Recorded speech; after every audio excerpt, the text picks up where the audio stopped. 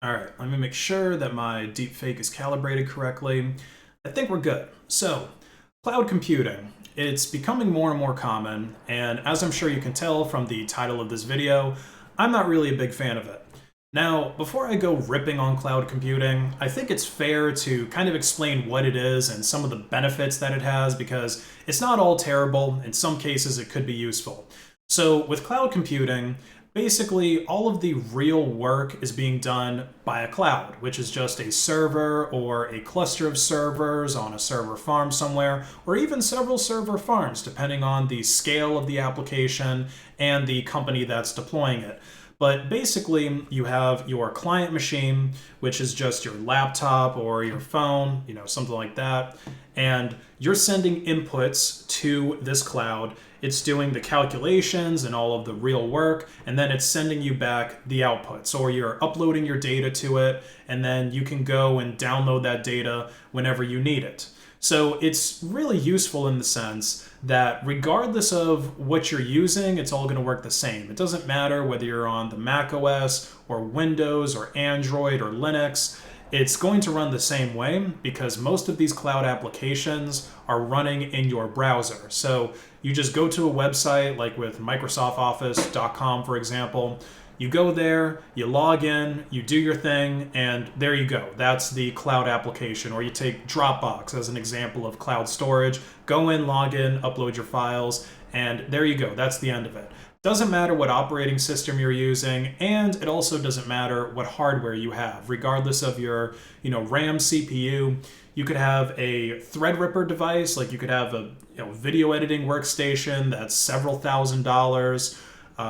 Decked out with a good graphics card and everything, or you could have a potato tier laptop that just has the integrated graphics, a Celeron processor, something that would cost you like $200 off of Amazon.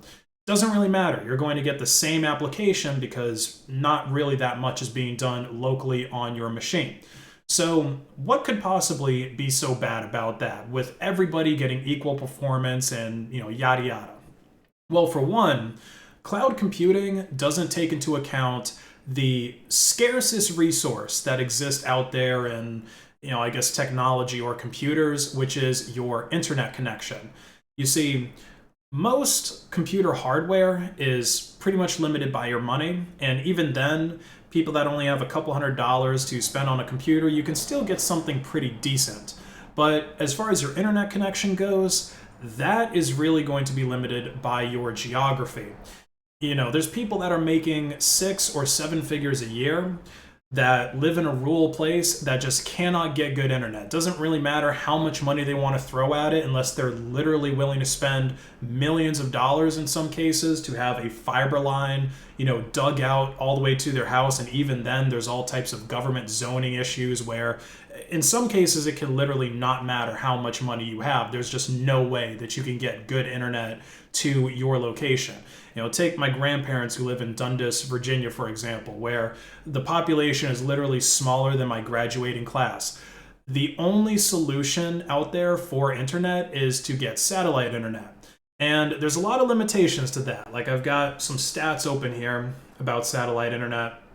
So for download speeds on satellite, you can expect to get somewhere between 12 and 100 megabits per second. Now, this isn't particularly terrible if you don't upload a lot, and luckily most of the internet is designed in such a way that your download speed matters more than your upload, unless of course you're a streamer or you need to upload data to a cloud storage or you're uploading something like a YouTube video. Then you're going to be pretty much screwed with satellite internet because the average upload speeds are about 3 megabits per second. And it gets even worse when we start talking about the latency and the consistency. So with satellite, obviously your data is being sent to a satellite that's in space or low Earth orbit. I'm not 100% sure where exactly where satellites are. I'm sure someone will say in the comments, but it's got to travel a far distance. So with your latency, you're going to get about 20 times more than you would expect with fiber internet or some type of cable internet that's actually passing through a physical line here on the ground. And the reliability of it is terrible. So God forbid it rains or you get fog, or you get snow, or an airplane passes overhead at low altitude, anything that basically goes between you and that satellite up in space is going to break the connection. And then you're not going to have any internet at all, or it's going to be so spotty that these cloud applications, they just detect that you're dropping so many packets and they just give you an error. They're like, no, your connection's too terrible. We're not going to work for you right now. Now, maybe you're thinking, I live in a city. I have fiber internet. What could possibly be the problem with cloud computing for me? Well, it's the fact that cloud computing is spooky as hell and you don't actually own anything. You see, you don't own the program that's running because it's running on a server somewhere. You don't even own the data that's being stored in that cloud storage solution. It's owned by a company somewhere.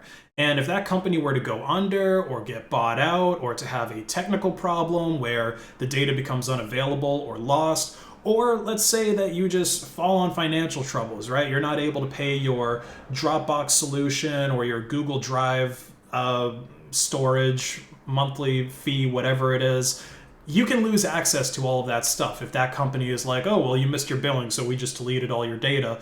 And that is well within their rights to do. There really aren't any measures in place to keep corporations or governments from looking through your data either and using it for their own gain, or, to lock you up or do whatever they might want to do with it. They can easily change it. And how are you going to prove that it wasn't changed by them? How are you going to prove that this wasn't your data?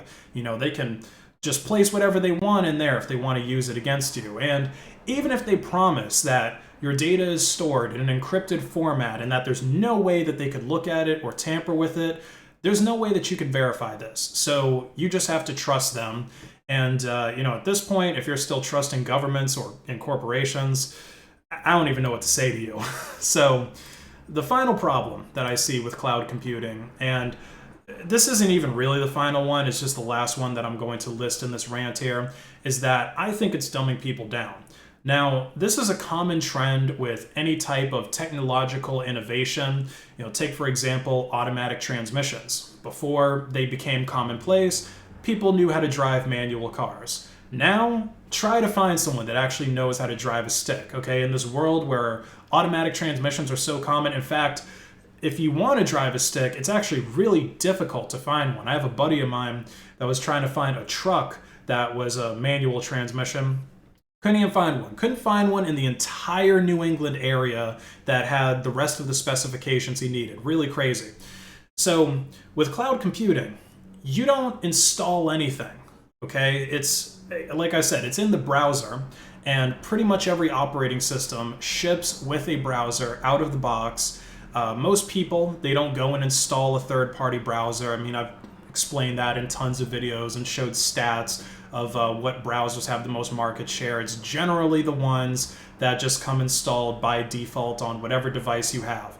So cloud computing, you just go to whatever website, log in, and boom, you've got your application or you've got your storage. So it kind of lowers the gateway in a way, the barrier to entry, so that more people are able to do this computing, which in some ways I guess is good, but not only is it lowering the gateway, but it's also lowering that ceiling of possibilities that you could do with this application, because there's no way for you to tweak it.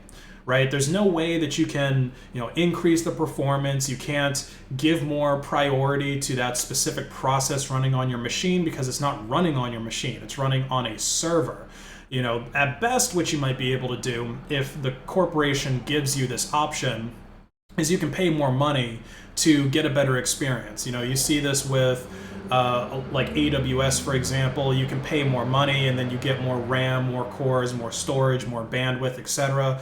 But that's the only option. And in the long run, you're going to be paying more money to get a better cloud solution than you would if you just upgraded the hardware on your PC. Not to mention that upgrading the hardware on your PC is going to give you better performance across all of your applications. If you pay like Microsoft more money so that you can get a faster connection to Microsoft Office, that's got nothing to do with Google Drive. That's got nothing to do with Dropbox. And obviously, there's no way for these applications to really go open sourced. There's no way for them to be reverse engineered because, again, they're running on a server that is locked away. And it's kind of getting to the point with dumbing people down that the ability to install software is a specialized skill. And I think we're already at that point with operating systems. If you went to downtown in a populated area and set up a booth with a laptop and a flash drive that has Linux on it, or even Windows, right? Just so that people don't see Linux and go, oh my God, I don't know what this is, I'm scared. How many people do you think would be able to install it? I think less than a quarter of people that actually show up to that booth, and you can give them a cash incentive. You can be like, hey, 20 bucks if you can successfully install Windows 10 on this laptop from a flash drive. I think less than a quarter of people would be able to install it correctly, especially if the boot order needs to be changed, because how many people can even get into the BIOS, right? How many people even know what a BIOS is? And I kind of have some experience with this firsthand because I used to work at Geek Squad and we would charge $99 to install an operating system for somebody or to reset it. And so many people would actually pay that money, even though it is simple, especially when we're talking about OEM systems, which most of the time that's what people have us installing. You know, people usually don't buy a computer that doesn't have an OS on it and then install an OS themselves. Those days are long gone, right? That was like, you know, early 2000s and late 90s stuff where you would go and buy Windows XP or Windows ME, and then you get that disk home, you put it in, you boot from it. That's the people that knew how to install operating systems, right? People who were doing it back in the 90s and late 2000 or early 2000s. Beyond that, if you were born after that or you didn't install an OS after that, it's almost like you got to be an IT guy to know this stuff. So I see cloud computing as basically trading in your freedom and your knowledge for the illusion of convenience and, I guess, security, because people seem to think that these online cloud solutions are more secure, even though they get hacked all the time, because it's a big target, right? Everybody's data is centered right there, whereas you just having your own stuff going on, you're a small fish. Nobody really cares enough to hack you most of the time, unless you just make it blatantly obvious.